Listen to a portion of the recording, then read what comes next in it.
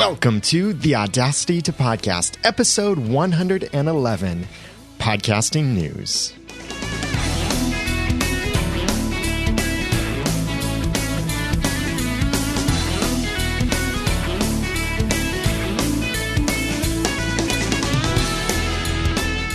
Thank you for joining me for another episode of the award-winning how-to podcast about podcasting and using Audacity. I'm Daniel J. Lewis, and this is where I give you the guts and teach you the tools to podcast with passion, organization, and dialogue. If you're not already subscribed to the podcast, then go to theaudacitytopodcast.com and subscribe there, especially subscribe to the new video edition of the Audacity to Podcast, where I have some exclusive video content that has already been released and I will be releasing soon, including an awesome overview of a podcasting app for iPads and some stuff from CES. So you can get to that by going to theaudacitytopodcast.com/iTunes video to subscribe to the video podcast in iTunes. I've got some podcasting news for you today. And the first thing on this list is Murphy's Law. Totally. I'm going to share with you about the Audacity update, some urgent security issues with PowerPress and One Pixel Out Player, patent issues, SpeakPipe, some thoughts on New Media Expo, and an awesome announcement that I'm excited about of some new training I'm going to offer very, very soon that I'm excited to talk about. So let's start this off by talking about Audacity version 2.0.3. It's Murphy's Law. Every time I record, it seems, every time I record an episode of the Audacity to Podcast focused on Audacity, which, as you know by now, my pattern is every 5 episodes, I try to focus on solely on Audacity or something that applies directly to Audacity. But it seems right after I record the episode, or the day after I record the episode, the Audacity team releases an update to Audacity, and this was no exception. On January 21st, 2013, Audacity 2.0.3 was released, and you can download that by going to audacity.sourceforge.net, and I'll have that link in the show notes too if you want to just jump straight to that. That's over at theaudacitytopodcast.com/111, or it is, if you watch The Hobbit or Lord of the Rings, or you're familiar with those, it's my 11th birth episode. My 11th podcast episode. That's the correct phrase. Yeah, I mixed it up for a while. But the changes for Audacity 2.0.3, if you're coming from 2.0.2, which is what I said in my last episode of the Audacity podcast about ways to speed up your workflow with Audacity, they've fixed a couple things. They've fixed several bugs, some general bugs like some crashing while using time shifting in Audacity. I've actually ran into that crash once, so it sounds like they've fixed that. They've done a couple export bug fixes. Not a lot really stands out to me about this new update, except for one thing. And I'll have the link to the actual release notes that you can view over at theaudacitytopodcast.com/111. That's not going to happen again for another 111 episodes, by the way, the sequence of numbers. But one update that they did include here, or a couple updates, are some new effects that they're including in Audacity 2.0.3.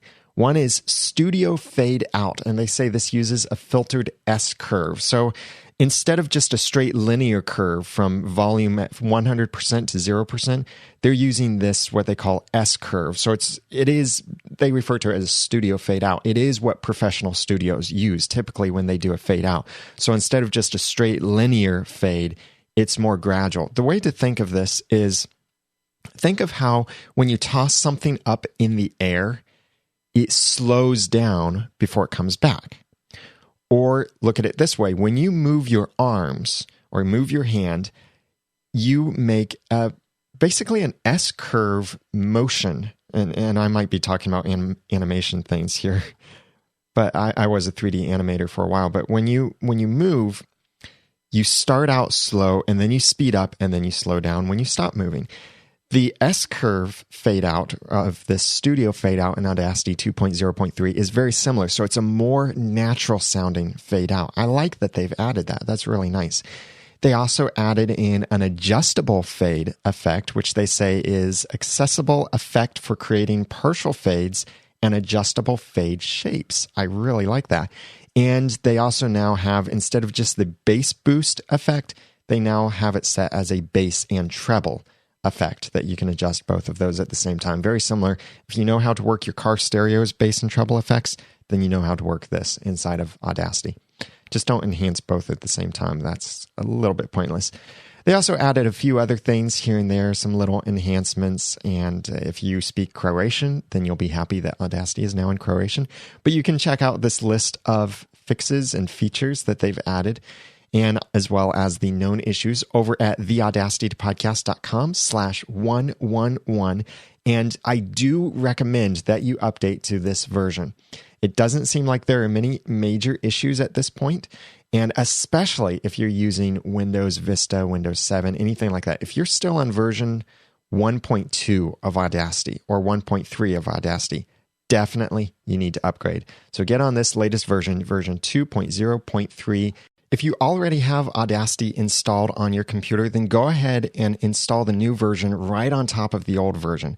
Just take note, if you're on OS X, and I think Linux might operate this way too, and you copy the Audacity folder over, you may be overwriting some of your plugins that you have on your site or on your Audacity installation. So like Chris's dynamic compressor, C3 multiband compressor, anything like that that you have already in your Audacity plugins folder, then make sure that you back up your current Audacity. This is just on OS X. I think maybe Linux behaves this way too, but back that up and just make sure to go back and put those plugins back in when you update to Audacity 2.0.3, but it's fine to install it right over top of your current version of Audacity, just on OS X and maybe Linux. Keep that in mind of possibly overwriting what plugins that you have installed.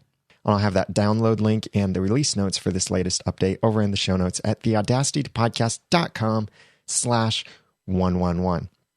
Now, another update, and this is also very important, this is even more important than the Audacity update, is there is a security issue with the One Pixel Out podcast player. This is the player that you've probably seen many podcasters use. It's the default in many programs. It was the default in PowerPress for a while, and it's what podcasters really like. It's the very small pause and play button where when you press play, it expands out into a larger timeline and you can see the playing information and such. It's a really nice player. It's Flash-based, but a security issue was just discovered on this. And even if you are not using One Pixel Out on your website, which I don't, I use Flow Player and HTML5 on my own websites with PowerPress. And you can choose that right inside of PowerPress. If you choose HTML5 player first, then the fallback, if it doesn't support HTML5, fallback is to use the Flow Player. But even if you don't use One Pixel Out on your website, if you have PowerPress installed, then you need to update to the latest version. Just simply having One Pixel Out on your website, even if you're not using it, simply having it there, even if it's deactivated, even if you're using a different player, just having that file on your site means that you could be vulnerable to certain security issues and potential attacks. So I don't want to completely alarm you. This is a very simple fix, and that is if you use the automatic update system inside of PowerPress, or inside of WordPress, rather, just go in and update PowerPress to the latest version, and that won't be a problem for you. It will automatically remove the file that is the problem. But if you FTP your updates to your server, then you will need to go in and manually remove a specific file. And I'll have a link in the show notes over at theaudacitypodcast.com about what you need to delete. But make sure that you are running that latest version, which at this time is version 4.0.6. They've removed One Pixel Out. So if you were set to use One Pixel Out, you'll default to using Flow Player for now. And this is what you need to do to make sure that you plug that security hole on your website. Always make sure you're running the latest version of WordPress and of these plugins, and that will ensure that your website is secure. I know sometimes you need to watch for these things to make sure you're not breaking your website. So whenever you update, backup first, then, and I'll have an episode later talking about backups, but backup first, update your things, then check everything on your website and hold on to that backup just in case anything breaks. So make sure that you're running the latest version of PowerPress 4.0.6. There wasn't much else that was released with this version of PowerPress, just a couple other little bug fixes and tweaks and enhancements here and there. But the main thing is that security issue. Now, speaking of security, the security of podcasting could be at risk. You've heard about this. Personal Audio is suing content creators because Personal Audio has a patent that they were awarded last year, 2012, that describes podcasting. Now, the interesting thing is they claim this patent, in the patent documentation, it claims as early as 1996, but they didn't file this patent until 2009, and it was awarded in 2012. And this does concern me because the patent in question does describe what we do as podcasters and what podcasting programs do. But what's odd about this whole situation is that Personal Audio is going after the content creators instead of the people who make podcasting possible. So they're going after the people who use the technology, not the who are implementing the technology, not those who are developing with it and creating products with the technology and the idea. Now, I don't like this because Personal Audio did not create a podcasting thing. They didn't create a podcasting client. They filed for this application after podcasting had been around for a while. And it disturbs me because it does describe what we do in podcasting. So if they win this patent lawsuit that they have right now against Discovery Channel, who owns How Stuff Works, and also against Adam Carolla, one of the largest podcasters and most profitable podcasters in iTunes, it concerns me. Now, the odd thing is they're going after content creators because the content creators are making more money with podcasting than the people who make podcasting tools like iTunes. Well, iTunes doesn't really make money from podcasting tools like iTunes itself. Well, that is Apple. Now, just to clarify, Personal Audio did sue iTunes and won, but it had nothing at all to do with podcasting. It was regarding a playlist patent. So iTunes and Personal Audio settled this thing, and several other companies are paying licensing fees now to Personal Audio over this playlist management issue. That's completely unrelated to podcasting. So don't think that Personal Audio has sued Apple over iTunes, over podcasting, and won. They have not. They are just starting now. You know, a few years ago, there was this thing with Volo Media as well, that they claimed they owned a patent to podcasting, and that kind of blew over. Not much came from that. Well, I'm hoping that this is what Personal Audio, or what happens with Personal Audio too. And I sent out an email to my friend Gordon Firemark, who is G Firemark on Twitter, and I've had him on the Audacity podcast several times before to talk about patents and trademarks and copyrights and such. And he's talking to some other patent lawyers to try and get down to the bottom of what this issue is. And he said that he'll let me know what he can come up with, and we might get to hear from him in a future episode of the Audacity podcast. Maybe some audio he'll just record for me, or maybe we'll have him as a guest and we can ask him some questions. But the biggest thing that you need to do is follow this news. If you have a podcast, if you listen to podcasts, follow this news, follow what's going on with Personal Audio, and try to oppose what's going on. One of the best ways that you can do that is there's an act out there. It's called the SHIELD Act. Now, if you Google SHIELD Act, you might find a web address, shieldact.com, I think it is, but it's for an electric bill about electricity. That's not what we're talking about. Look for the SHIELD Act that is about preventing patent trolls, people who patent ideas but they never implement the ideas. They never create anything to support the patent, but they patent these ideas or they purchase patents. And then they start going after people who actually created based on their idea, their own idea. And these patent trolls feel that those people are infringing on their patent, which they've never done anything with. I'm all for podcasters being compensated for their work, and for people artists, just in general, being compensated for their work, their ideas. But I really think if you have an idea, you need to make that idea something that you ship, that you send, that you finalize, that you create into a product, not just an idea. I might have the idea of, let's mix light blue and orange together. That's my patent. And until I actually create something that's a ridiculous patent, but until I actually create something, I don't think I have the jurisdiction to say no one else can do that. But I'm very opinionated with that. I highly recommend that you also listen to my other opinionated friend, Cliff Ravenscraft from Podcast Answer Man, when he talked about this in episode 292 over at podcastanswerman.com/292.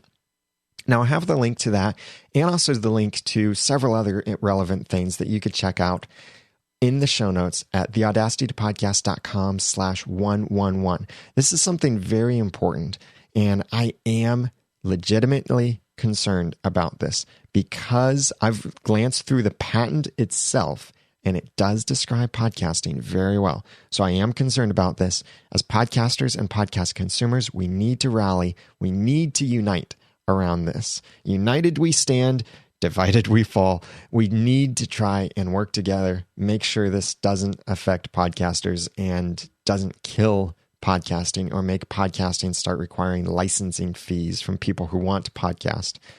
That'd be terrible, especially considering how personal audio is going after the people who make the most money with podcasting. That concerns me. They're not, just the way they're going about this, it's really disturbing. Speaking about money, next podcasting news I want to share with you is SpeakPipe is coming out of beta. This is good news and bad news for some of you. Good news is they're releasing some awesome new features. They have a business plan behind this, which means they will be around for a while because they have a plan to make SpeakPipe profitable. SpeakPipe, if you're not familiar with it, this is the service that I use on my website when I tell you go to theaudacitypodcast.com and click to send a voice message. If you're on a desktop, you'll see the little tab on the side of your browser. On mobile devices, you'll soon see something else. But this is a way that you can record audio feedback from your computer through my website, and it gets sent directly to me. I like this service, and I've talked about it many times before because it's very convenient for podcast listeners to just go to the site, record a message, send it to me. They don't have to worry about attaching audio files. They don't have to worry about calling in a number or anything like that. Just open a browser, click record, send the message. They can listen to it back, and it tells them if their recording quality might be an issue. The problem, the downside I do see sometimes to SpeakPipe is it's a lot more likely that I'll get harder to understand audio sent from SpeakPipe as people have noise in the background. They're recording with their internal microphone, so they're too far away or there's too much echo. Sometimes the audio quality is worse from a SpeakPipe call than it is from a phone call. But that aside, SpeakPipe is a great service and a great way to receive very simple audio feedback from people. And they are going into free and paid plans. Their beta is coming to a close on March 1st, 2015. And you can check out their new plans at speakpipe.com/plans. Now, when they announced this, I was one of the first people to email back to them, as well as my friend Cliff Ravenscraft, and we got some clarification from them. We made some suggestions, and so I'm really happy to see that speakpipe.com/plans, again, I'll have that link in the show notes as well, has been updated from what it originally said when they announced these new pricing plans and levels. So now it's a lot more practical to use on the free plan, but you still get great benefits on the upper plans. Currently, as of January 28th, 2013, The way the free plan works is you get 20 minutes of overall storage. That's how many voicemails are in your account and how much space they're taking up. 20 minutes of storage. Each message can only be a maximum of 90 seconds. You're allowed to receive 20 messages per month. You can have one website using SpeakPipe. You get one Facebook page. You'll get mobile application, which they haven't released yet, but something about mobile application you'll be able to use. And you'll get email notifications. Now, what varies between each of their plans are how many minutes of storage you get, how long each message can be, how many websites, how many messages per month, and then some additional features. So as soon as you start paying for SpeakPipe, which starts at $5 a month, you get all the extra features that all of the premium plans have, and that is your emails have the audio attachment. Extremely convenient there. I like that.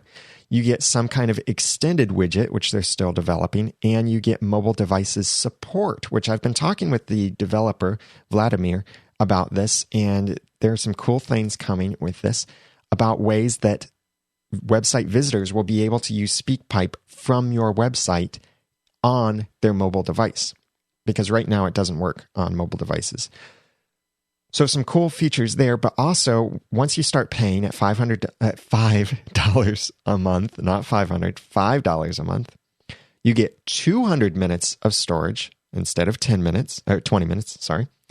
And the max duration of calls can be 3 minutes. That is the same length of calls on Google Voice. If you use that, I use Google Voice for my podcast feedback number. It's 903-231-2221. That's a Google Voice number. Max duration there, 3 minutes. I think that's fine because anything longer than 3 minutes, I think starts to get too long for voicemail feedback. I often edit things down even shorter than 3 minutes. And instead of 20 messages per month in the free plan, you get 100 messages per month. Instead of one website in the free plan for the bronze plan, $5 a month, you get multiple websites. You get the same feedback, Facebook page, voicemail page, mobile application, email notifications, all of that. And I love that in the chat room, John Buchanan said that $5 is just one less foot-long Subway sandwich per month, or I'd say one fewer coffees per month, or something like that. $5 a month, not bad. Now again, this totally depends on how many sites you have, how much feedback you receive, the quality of the feedback you receive through the system. I like this. I like that they're starting to offer a paid program because I have learned to appreciate when a company starts offering paid programs because it gives me some assurance that they have a business model. They're going to be around for a little bit longer. As long as they're making money, they'll be around. If the regular monthly amounts are too much of a commitment to you, because they've got a $5 plan, $12 plan, $30 plan, and each of these go up with all of those things. And even the $30 plan is white label, so it doesn't even say SpeakPipe anywhere on it. You can also do this really cool pay-as-you-go plan where you prepay a certain amount, and then you get a certain number of messages that you can use. It's a set number of messages, not a monthly limit, but it's a set number of messages.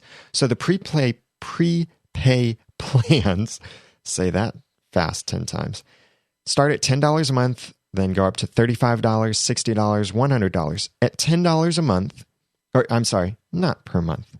Completely said that wrong. $10 prepay. You pay that. You may never have to pay that again. You may pay it once a year. You may pay it once a month. You may pay it once every quarter, whatever. It's a pre-to-paid amount. So for $10, no time limit, you get 100 messages that you can receive. When you receive a message, it expires 2 days after you receive it. Now that sounds really short, but once you receive it, you could just go and download the message. So then you don't have to worry about the expiration. And your total storage is 200 minutes on your account. And the duration of each message is a maximum of 2 minutes. So not as great as 3 minutes, but still very usable. And this is $10 that you pay that, and you may not have to pay that again. This is pay as you go. And with these pay as you go plans, they also include multiple websites, voicemail page, integration with Facebook pages, mobile applications, email notifications, and mobile device support. So you get all of these great features of the paid monthly plans, except for the email with audio attachment. And yet you don't have to commit to a monthly amount. So I think these prepaid plans could be perfect for you if you're not sure how much you're going to use this, because you pay a certain amount, it never expires. That's what they say. They do say on the site, pay as you go credits never, and it is in bold, never expire.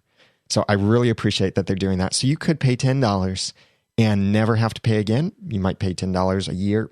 I like it. It's a good plan. I really think this works out well. And the free plan is also really good for many people. So check this out at speakpipe.com/plans.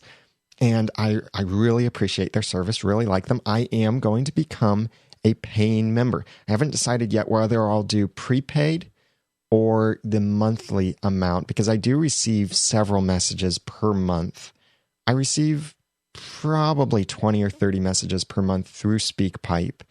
And so I need to look at some of the things for myself, but I will become a paying member because I like SpeakPipe. I like what it does. I like how convenient it is. And as John Buchanan points out in the chat room right now, that he likes that you can add it to a Facebook page. And Ken Gordon says, the SpeakPipe news is good. I signed up, but have not been able to integrate into my Podbean site. And, well, to integrate with your site, you do need certain access and permissions and the ability to add JavaScript to your site primarily, or just add a hyperlink from your site to your SpeakPipe feedback page can also work. So check that out. I'll have a link in the show notes. And eventually, if you want to visit SpeakPipe, please go to, or if you're going to sign up, please go to theaudacitypodcast.com/SpeakPipe. The reason I ask that now is because just in case you're hearing this later in the future, and at some point they release an affiliate program, then if you use that link, that'll ensure that it goes through my affiliate program. But for now, that's probably just going to redirect you to SpeakPipe or go to my blog post review and original announcement about them. So check that out at theaudacitypodcast.com/SpeakPipe, or go to theaudacitypodcast.com/111 to see the show notes for this episode and these links that I mentioned.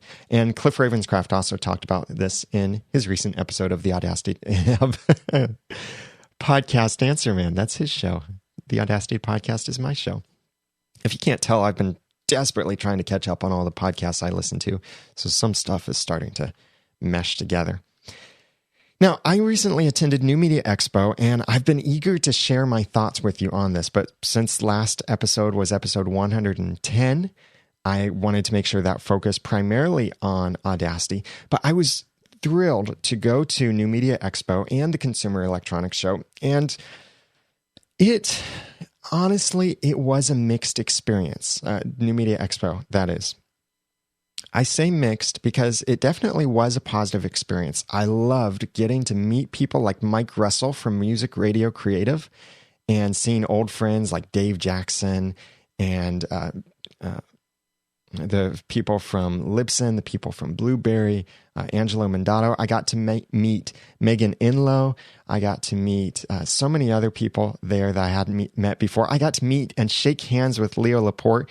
And then to my shock and honor, I won the award for the #1 tech podcast in 2012 in the Podcast Awards. So thank you so much for voting for me. I was blown away by the fact that I won that. I was totally not expecting it at all. And I'm debating making an episode about podcast awards, like what I learned from being an award winner or some interesting things about the awards. I'm extremely grateful for it. But I also learned something very interesting about how the awards worked and some things about how the awards worked in 2012 that might not happen again. So some interesting things that I may or may not share. I'm debating having an episode about that. But I really appreciate your support. And I was so surprised. I didn't even prepare any speech. Like I said in my speech, I expected one of my other podcasts to win, my Once Upon a Time podcast to win. And I had a speech prepared for that, but for the Audacity podcast, for some reason, it just escaped my mind, and I never developed a speech for that or anything to say. But I was thrilled to win that award and honored, and so excited to get to shake Leo Laporte's hand, have my picture with him holding the award, and awesome thing. And the podcast awards will be at New Media Expo again next year. They're going to be even bigger, even better. And I loved that Leo Laporte was the MC of the podcast awards, because he had a lot of fun with it. It was a lot of fun for us as podcasters to be there. This guy whom we respect, and many of us probably received our inspiration from Leo Laporte. And so it was so awesome to have him there hosting the awards ceremonies. And also, he put up that he's going to make a matching sponsorship of the 2013 podcast awards, but he gave a time limit on it.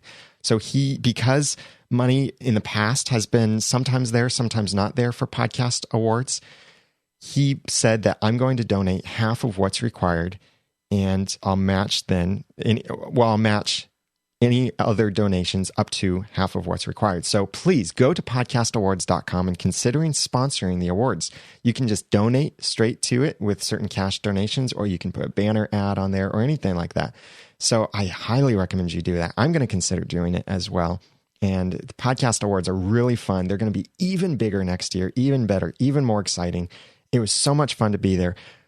But one sad thing is seeing certain podcasts won the awards and no one was there to accept the award.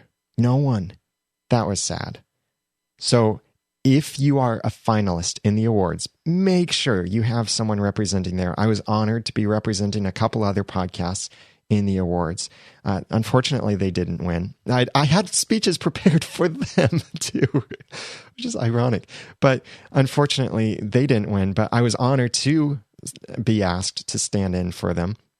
And as long as you and I aren't in the same category in future awards, I would be honored to represent you as well for future podcast awards. But make sure you have someone there, because that's a sad thing to hear. So-and-so won the award, yay! And no one shows up. So make sure that you plan, if you are a finalist, plan to go to New Media Expo next year in 2014. It will be in Las Vegas again, probably in January.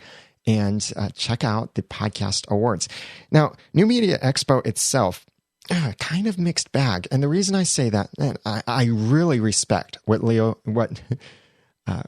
Ravenscraft has done with the podcasting track at New Media Expo. That's what got me involved, and that's what got many other podcasters involved, that now we know podcasting is welcome again at New Media Expo. I mean, they had the podcast awards there. They're going to do it there again. And so many great podcasters there, so many great podcasting sessions. Podcasting is now a major focus of New Media Expo. So it's definitely fun to go to, worth the trip. But some of the sessions, I'll be honest, some of the sessions were not that great. Dave Jackson over at schoolofpodcasting.com shared some definite strong opinions about the closing keynote, which was an attempt at making a social TV show, but also in some ways didn't seem social. It was kind of odd. But Leo Laporte's keynote was great, and I loved, and I wish more people who are talking about blogging or podcasting would follow Leo Laporte's simple little thing that he did to make his primarily podcasting-focused keynote instantly apply to almost everyone in the room. He said, when he says podcast, think blog, think your website, think YouTube video, think whatever it is that you do on the internet to produce content. Instantly, he made his content applicable to everyone, or I would say almost everyone in that room. That's the thing that I see. So many people have these sessions and it'll be marked as podcasting session or blogging session. And their content applies perfectly to bloggers or podcasters or other platforms or styles of media on the internet.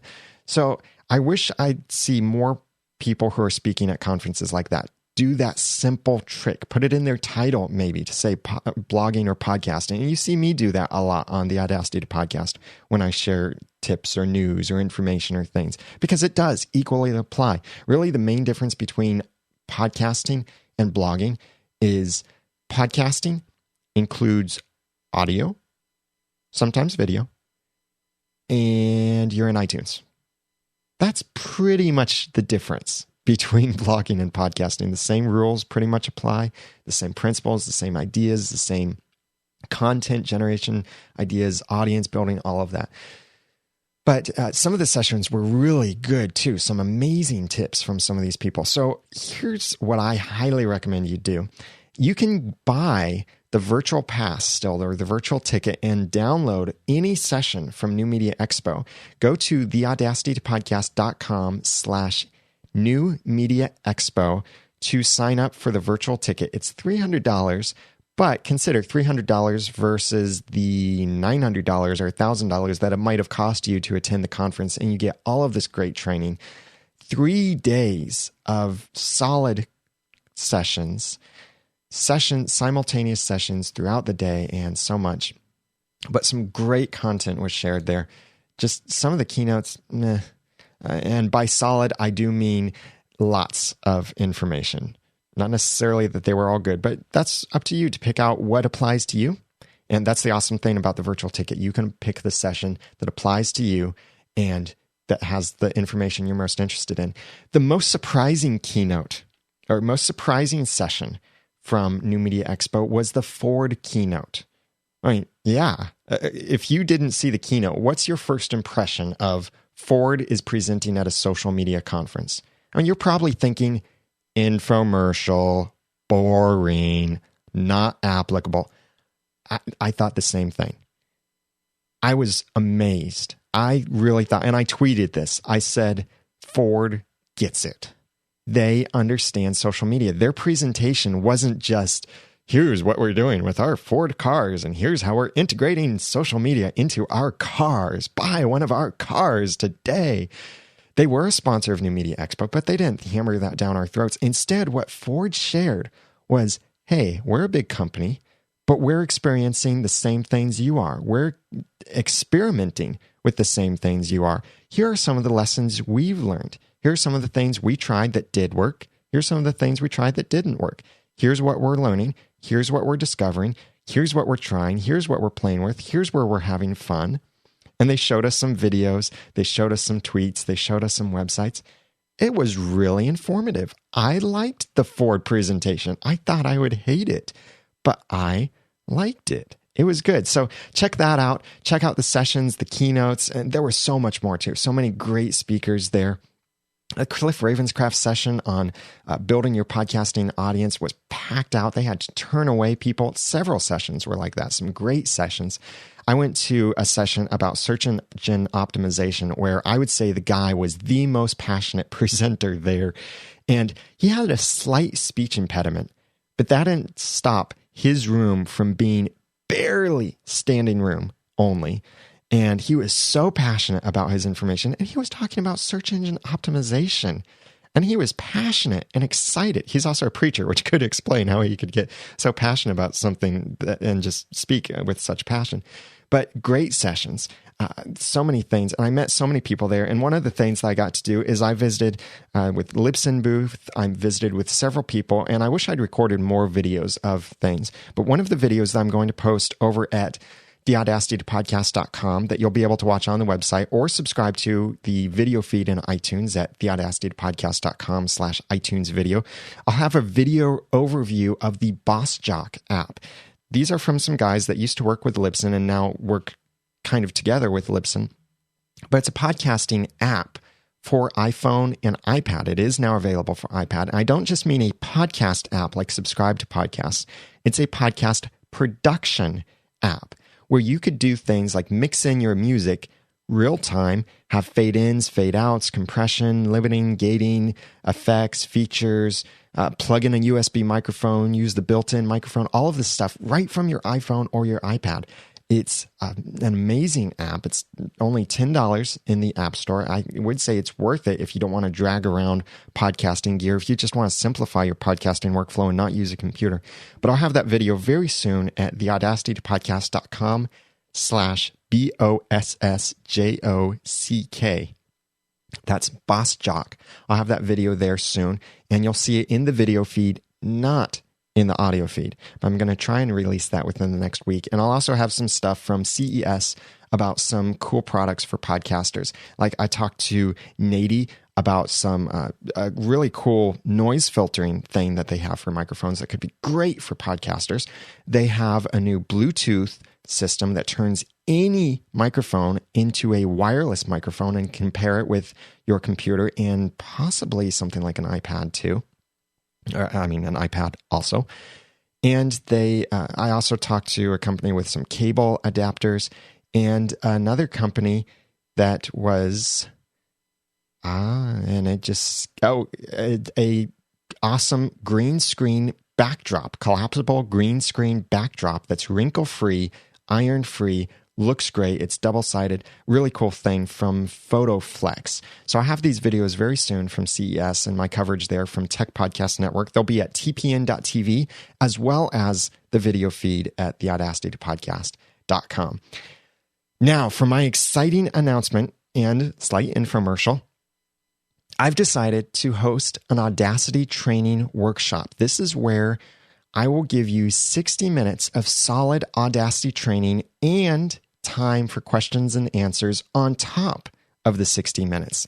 So this will be whether you are just getting into using Audacity for podcasting or audio editing or drama or audiobooks or any kind of thing you want to do with Audacity.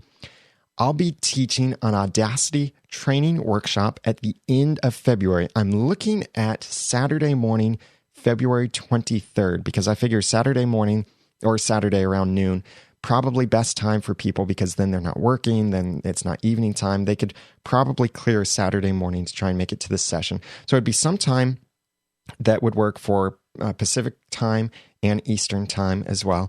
And if you would be interested in this, then please send me an email, feedback@theaudacitypodcast.com, and put in the subject, Audacity Training Workshop. If you're interested in this, right now, the ticket price will be $100 for 60 minutes of training, personal training from me, and you will be able to ask questions as I go along. So if you see something that I don't address and you just want to say, hey, can you mention what does that button do? Then either I can say, we'll cover that soon, or we'll make time to cover that. So this will be as if I'm training you one-on-one, but it will be a group training thing, so you'll get to learn with others. And so others might ask questions you might not have thought of asking, but it'll be information you want to hear.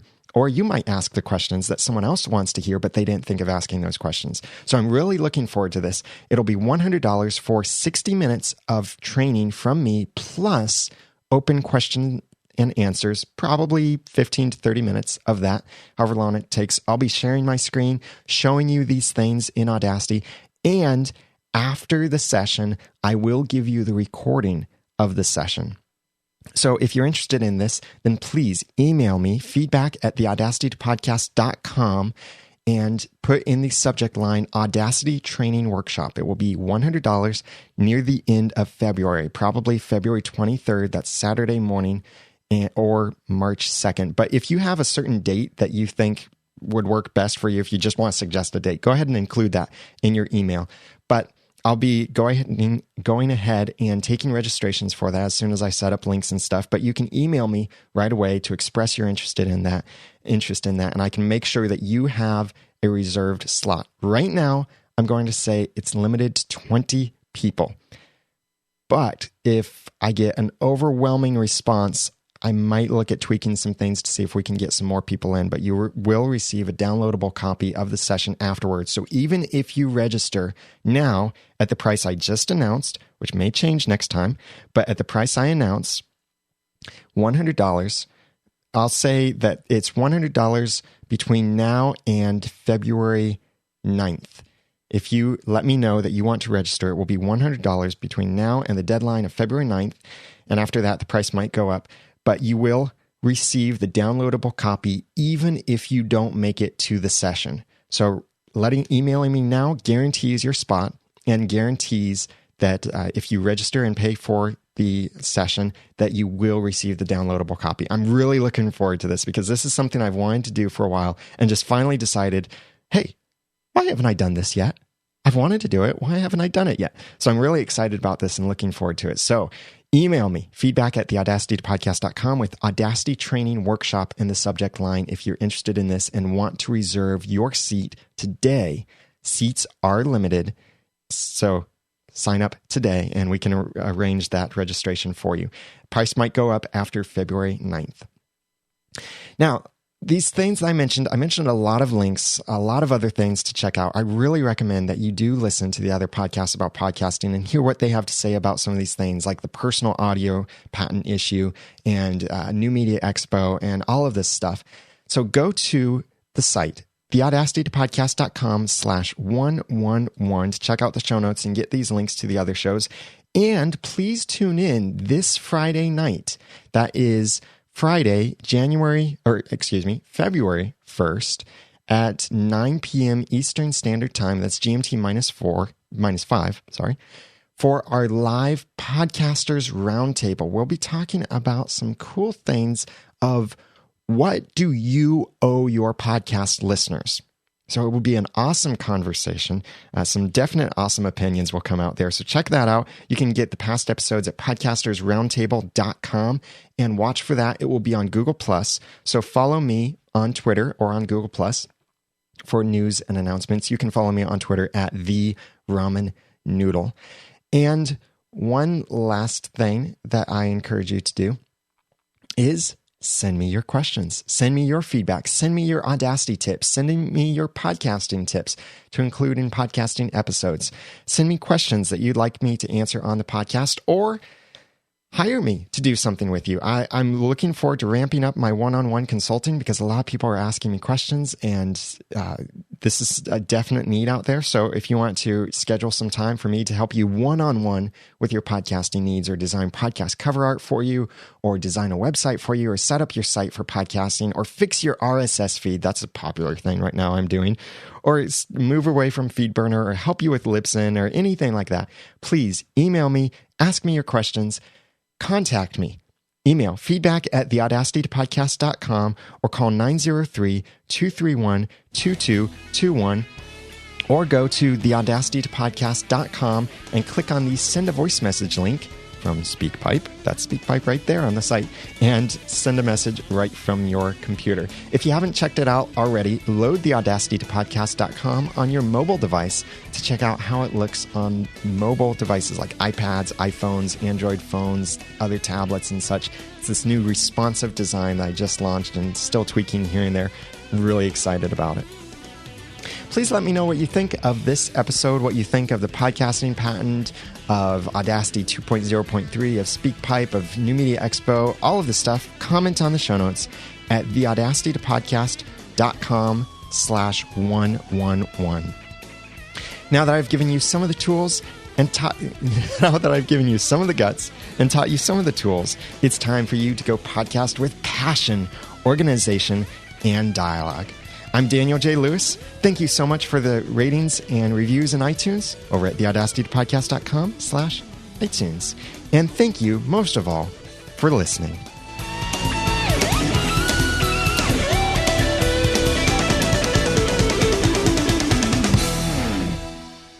The Audacity Podcast is a proud member of Noodle Mix Network. Find more of our podcasts to make you think, laugh, and succeed at Noodle.mx. Check out our awesome productivity podcast from Eric Fisher called Beyond the To-Do List. Check out our Once Upon a Time podcast called Once Podcast, our movie reviews podcast, which has been recently resurrected and looking for awesome feedback and has some cool reviews coming out soon, and Christian Worldview from Christian Meets World, and our Clean Comedy podcast. All of that and more at Noodle.mx.